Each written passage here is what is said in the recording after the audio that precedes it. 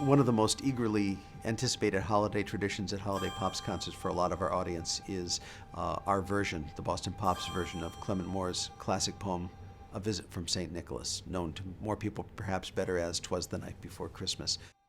Last year, we had the occasion to use the incredible, beautiful images of famed children's book author and illustrator Jan Brett to accompany our version, and they liked it so much that they decided to release an ebook of that.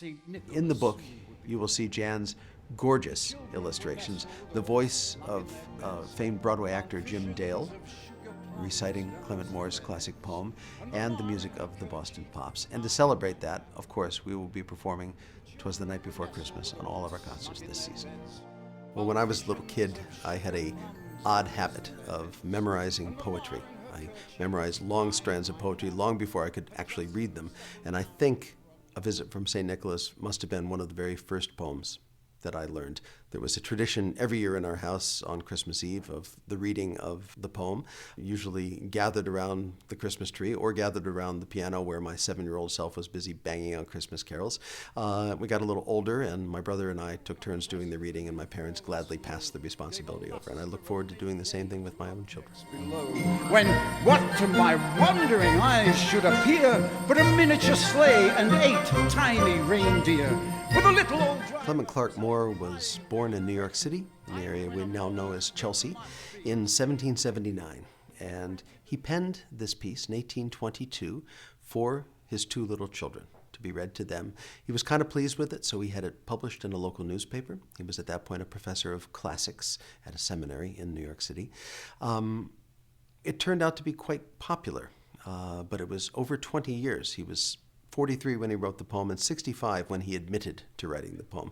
It, of course, has become one of the best-known poems in the entirety of the English language, and a poem that people all over the world thrill to come Christmas time.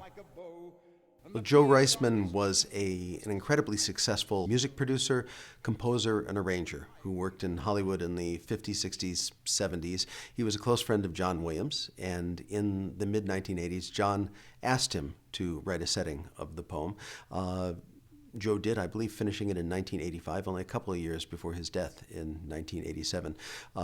Reisman's work you wouldn't know by name, but it's all over both Hollywood movies that you've seen, and also he was the producer for people like Perry Como and Patti Page for some of their greatest hits.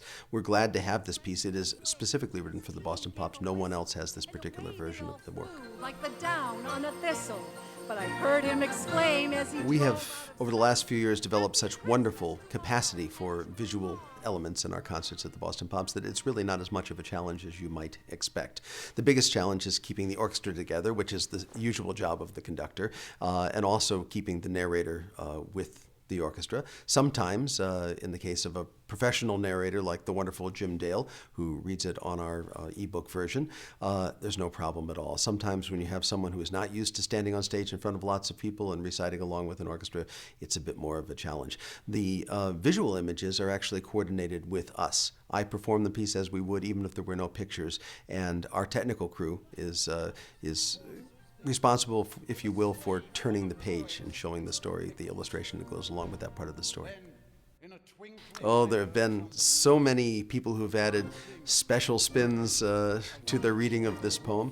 It's really a thrill for people to stand in front of the orchestra and read this poem. I think so many people have memories tied up in Clement Clark Moore's words and about reading it to their own children or being read to them by their parents or their grandparents.